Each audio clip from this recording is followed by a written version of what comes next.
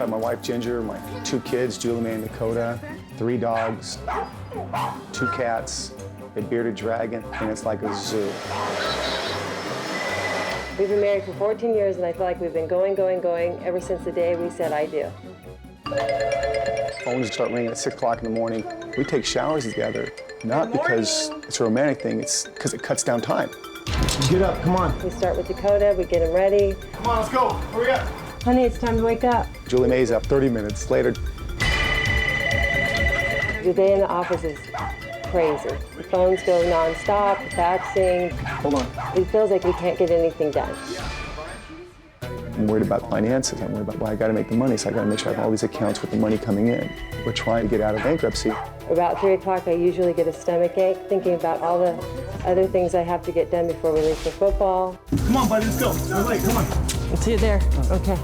Football takes a big chunk of our time. The practices are 4 days a week, and then they're all day on Saturday. You go get the crickets, and I'm gonna go get dinner. Okay. I want to get a large French fry. You like crickets? Oh, fast food again.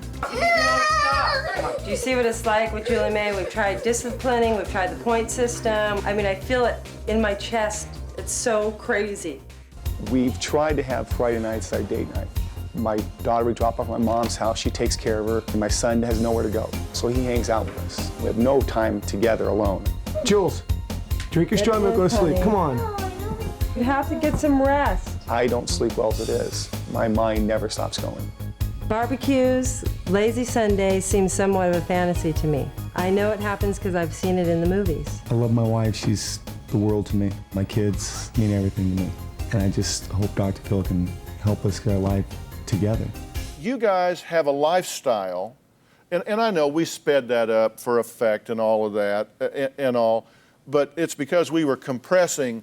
We were there with cameras the entire day, right? Yeah. And we compressed that in to give everybody a view of that. But that's pretty representative of your life, isn't it? Yes. Oh, every day. I mean, you got a lifestyle like you're running down the street with your hair on fire. Right. Okay?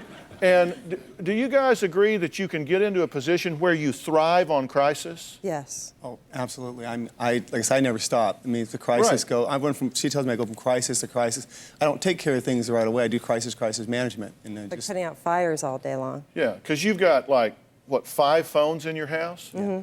The President of the United States doesn't have 5 phones in his office. Don't you sell sporting equipment? Yes, I do. What do you have, like a huddle emergency? We need a helmet strap out here.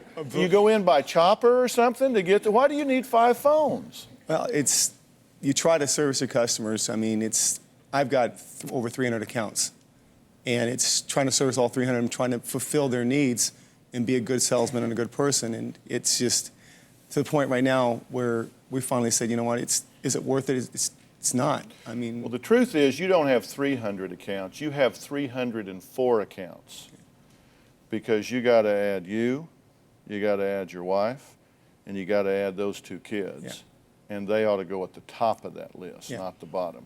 Not fun, but both of you grew up in hectic lifestyles as well, right? Yeah. And you learn what you live. Mm-hmm. Exactly. And you see that being mirrored. Now, I'm going to tell you, I think that you guys, like so many people in America, have absolutely been suckered by the marketing machine. Yeah. You have been suckered into a lifestyle that doesn't make any sense, overextends you emotionally, financially, and all because you've been programmed by the marketing machine that this is what you're supposed to do, what you're supposed to have, what your kids are supposed to do and have. How many of you relate to what they're saying? If you've been in that same chaos, raise your hand. Raise it real high. So I can say, all right, that's just about everybody. Close. Well over half. Now, what I want to talk to you about is what I call re-engineering your life. That's living by design. And the hardest thing to do is to admit that what you're doing is not working and that you're willing to change it. You've got to be absolutely willing to change it. And as Stephen Covey says, you got to begin with the end in mind. So I want you to tell me what it is you really want. At the other end of this re-engineering, what do you want? I want a 40-hour work week, All right. 8 to 5. have evenings off and have time to vacation and have money in the bank and not have any worries. That would be success for you. What do you want? A lot of the same as her, most of the same as her, but also, you know, for my kids not to have to go through what I'm doing. I mean, I learned from my family, and I don't want them learning from me. I want them to have an easier life. Because you're modeling it for them, right? Absolutely. Both of you. And you look at them, they're stressed. Yeah. I mean, the little girl crying all of the time, and I know she doesn't cry all the time, but there is tension Yes. there and resistance. Do you agree with what I'm getting ready to say? You don't solve money problems with money. Absolutely. Do y'all get that? What I was saying, you don't solve money problems with money. Because I guarantee you, I could come in and pay all of your bills off, do everything exactly, get it down to zero where you are, flush even. I'd come back in 6 months. If you didn't change your lifestyle, you would be right back in the same position you're in right now. Now, when we're talking about these financial things, there can be no sacred cows. If you're going to do things based on reality instead of guilt, whatever we're doing, if you're saying, I named my goal, I want to be financially stable, I want to calm down, then there are no sacred cows. You have to be willing to challenge everything. How much money are you spending a month on cars? I'll answer that. It's $889.54. $889.54. One of them gets $300 a month in gas, the other one $100 a month in gas, so you must not drive yours that much. Right. So that's $400. So you're spending $1,200+ a month on cars. You know what? You can't afford that. You cannot afford that. You say, well, you got to spend money to make money. I got to have a car. There are no sacred cows. You do need wheels to work because you got to deliver your product and that sort of thing. You people can't afford $289 worth of cars a month. And that's before you add tires and brakes and all of that. You got to be willing to do something that cuts that down directly. You're spending $150 a month on cable. On cable? You can't pay your bills and you're spending $159. You can get that on network. You don't need cable to get me. This is the only quality on television. Besides Oprah, you can get Oprah and me on network. You don't need cable. All right, so you don't need that. You've got to be willing to give some things up. Challenge everything in your life. What's up with your 6-year-old daughter sleeping in your bed? She won't sleep in her room. She's scared. Yes, she will. She's sleeping in your bed. Daughter, we got to lose the daughter from the bed. Lose the daughter from the bed, please. Thank you. The daughter is gone. Now, that's how easy that is. You just call the control room and she's gone. All right? But it's harder at home, right? Yes. And you feel guilty because she's upset. She wants to be in your room. She likes to be with mom, right? She says she's scared. Okay. Well, you know what? Calls us. Do you suppose that she would get over that? I think she will. I think she'll outgrow it. Yeah. When? Well, sooner now. You need it now, right? Yeah. Wouldn't it be nice when you went into your bedroom and shut the door that was quiet time for the two of you? That'd be great. Maybe not always quiet, but it was time for the two of you. Okay? Because you got to decide to put yourself number one on the list at times, where you set these children down and say, do not come to that door unless one of you is on fire. Okay? And if she keeps coming down there, it will be very difficult the first time. You may stay up all night long, but that girl needs to sleep in her bedroom. Friday nights, you take your son on your date.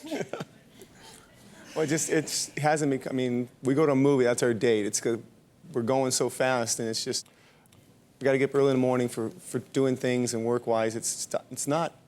And football. Football, we don't spend a lot of quality time with him, we think, but after reading your son's book, I found out that watching a movie is not quality time. No, it's not quality. You can watch a movie with a stranger. You don't talk during the movie, do you? No. No. So what is that? We're going to go be alone together?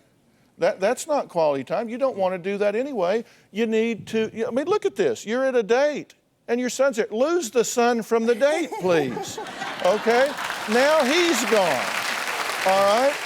But the number one thing I want you to do is you've got to give yourself permission. Okay.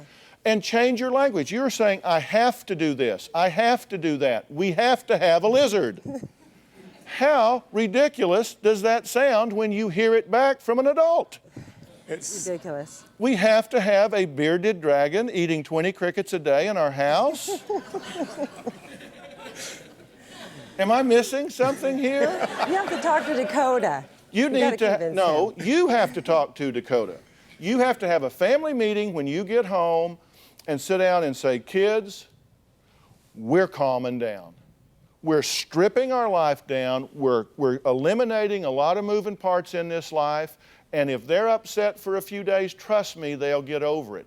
And don't be afraid of telling them that you've got to make some financial adjustments for a period of time to be solid. Don't you know the truth when you hear it? Yes. Yeah. Are you hearing the truth? Yes. Yes, we are. And don't you know they'll hear the truth when you tell them? Yes. They'll hear the truth, and I'll promise you, you don't know poor. When I was in the 7th grade, when I was Dakota's age, and I did get a ride to school, the first thing I had to do was cut a piece of cardboard to put over the hole in the floorboard of the car so the mud wouldn't get up on my clothes before I went to school. Now that's not, and you know what? I think I turned out pretty well. Yeah. I don't seem particularly scarred by it. Okay, newlyweds Aaron and Julie are in a he said, she said battle. He says, we need to pay your debts off now. She says, no way, I need to get my hair and nails done. Okay, how long y'all been married? About a month. Did you think about discussing this before you got married? We discussed it, sort of. Maybe not enough. Okay, we discussed this sorta. What does sorta mean? Well, her philosophy is she works hard and she makes money and she has the right to spend that money. And my philosophy is... Well, I'm so glad you brought that up because I do. I want to talk about this a little bit because I want to tell you that everybody, I believe in balance. I really do. I think you got to have some balance in your life. It can't be all work and no comfort. And you expect that, right? Mm-hmm. I mean, you don't think you need to like live in a tent till you get the money paid off. Not anymore. Okay, not anymore? So you were in a tent. Okay. All right. But now, the first question is, can you afford it? Because let me tell you, if your outgo exceeds your income, you got a problem.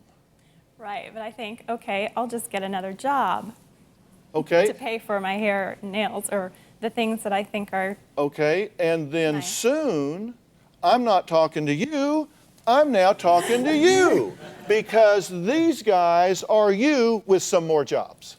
Kids and pets. Okay, do you see what I'm saying? Isn't that exactly right? exactly. Didn't you spend the money? Mm-hmm. Yep. You spent the money on the things that you didn't have to have. You could justify it, but you couldn't afford it, but you did it anyway out of guilt. Okay? And so you're saying, okay, I'll just get another job. And then pretty soon, you got another job. And then, like you say, you add a couple of dogs, throw in a cat or two. I know where you can get a cheap lizard. So, I mean, pretty soon you get into a hectic lifestyle. Are you willing to trade peace of mind to have your nails done? We can afford that, but we're just not getting anywhere with the credit cards. Well, They're it's just not, there. and it's not any one thing that brings you down. Do y'all get that? It's not any one thing. It's 15 bucks here, 20 bucks there, 30 bucks here, charge this, charge that, do this, do that, and pretty soon in the aggregate, that's a lot of money. Deprivation is not necessarily a bad thing if you say, all right, for a period of time, we're going to make a plan. So you got to decide what you want. And yes, I know that getting your nails done won't make you bankrupt. But if you add it to everything else that comes from that philosophy, you're in the ditch in a short period of time. True? Mm-hmm. Yes, Your Honor. True? Yes. Do you have a story or a question for me? Click the link in the description and tell me what in the world is going on.